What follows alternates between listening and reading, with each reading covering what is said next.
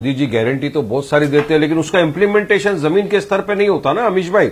अब आप देखिए, मोदी जी ने पहले भी गारंटियां दी थी, 15 लाख रुपया जमा होगा, वो भी नहीं हुआ। 2 करोड़ युवाओं को रोजगार मिल जाएगा, वो भी नहीं मिला। उसकी जगह तो काफी युवा बेरोजगार होकर घूम रहा है। प्रधानमंत्री जी बोलते हैं सबका साथ, सबका विकास, सबका विश्वास, और आज बता रहे थे कि इतने सारे मुसलमान वहां पर आ गए तो मुझे मुसलमान भी वोट देगा। तो मैं बोलना चाहूंगा कि मुझे नहीं लगता कि मुसलमान कभी भी बीजेपी को वोट देगा। क्यों वोट देगा? मुसलमानों के आपने मदरसों को अवैध निर्माण दिखा के बिना नोटिस दे तोड़ दिया, इसलिए देगा। मस्जिदों को आपने ध्वस्त कर दिया, इसलिए देगा। मुसलमानों को हर आए दिन जेएसआर नहीं बोलने के नाम पे मॉब लिंचिंग कर देते, इसलिए देगा। मुसलमानों के प्रति रोज आप रात दिन हेट स्पीच देते, उनके खिलाफ कोई कार्रवाई नहीं होती, इसलिए देगा। हमारी बाबरी मस्जिद को आपने शहीद कर दिया, इसलिए देगा। तो मुसलमान वोट क्यों देगा आपको? ट्रिपल तलाक के वक्त आपने कहा था कि मुसलमान औरतें मेरी बहन है, वहीं पर बहन को अगर हिजाब पहनकर जाना था पढ़ने के लिए, आपने उसको रोका, तो क्या इसलिए आपको वोट देगा? बिल्किस बानो मुसलमान थी, गुजरात के अंदर उसका बलात्कार हुआ, उसकी मां बहन का बलात्कार हुआ।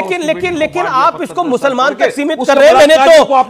मैंने तो आपको चारों प्लान बताए कि बीजेपी का फोकस क्या है। बीजेपी ज्यादा कैंडिडेट लड़ाने पर की कोशिश कर रही है, जो कि एक अच्छी पहल हो सकती है। अरे एक भी अपने कैंडिडेट क्लियर कर दिए, तो एक ही है ना, जुमला सबका साथ, सबका विकास, सबका विश्वास। ठीक है, पूछना चाहूंगा लेकिन सुधांशु त्रिवेदी मुसलमानों को चुनाव में टिकट दे दिया, सुधांशु त्रिवेदी, सारी बातें, अगर कॉन्फिडेंस ज्यादा है, ये सवाल हमेशा आता है, अगर कॉन्फिडेंस ज्यादा है, point number 1। Okay, Sudhanshu Trivedi, BJP member of parliament on screen. Okay, Sudhanshu Trivedi, अगर कॉन्फिडेंस ज्यादा है, अगर आपको लगता है कि 370 आ रही है, 400 पार जा रहा है, तो सीए को लाने की लास्ट मूवमेंट पे क्या आवश्यकता पड़ रही है, जिसका ऐलान गृह मंत्री अमित शाह ने करा।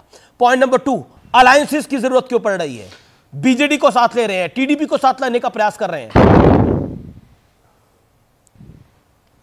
देखिए, पहली बात यह है कि कौन जुमला बोल रहा है, कौन हकीकत है, तो वारिस पठान साहब की बात से सच हो गया। पहले 2 वाक्य दिखावटी के लिए बोले और उसके बाद आ गए अपने असली एजेंडा पे। दिल की आरजू लबों पे आके पूरी तरीके से फड़फड़ाने लगी कि केवल एक मजहबी बात कहनी है। मैं उसका भी जवाब देता हूं, अलायंस का भी जवाब देता हूं, और हमने क्या किया उसका भी जवाब देता हूं। मुसलमानों को अगर देखा जाए तो 70% मुस्लिम समाज में कोई ना कोई एक ऐसा गरीब वर्ग का जिसको एक ना एक योजना का प्रधानमंत्री के कार्यकाल में लाभ मिला है। आपने कहा कि वो तथाकथित बाबरी मस्जिद शहीद हो गई, जिसे कभी भी मस्जिद नहीं, डिस्प्यूटेड स्ट्रक्चर कहा गया था। अब मुसलमान इस बात के लिए आश्वस्त है कि हजरत बल की मुकद्दस मस्जिद पे जैसे कब्जा आतंकवादी करके बैठ गए थे, अब कोई नहीं कर सकता। अब मुसलमान आश्वस्त है कि चरारे शरीफ को जलाकर ध्वस्ती नहीं किया गया था, जला भी दिया गया था, जो और भी बड़ा कुफ्र था। अब कोई वो करने की हिम्मत नहीं कर सकता है।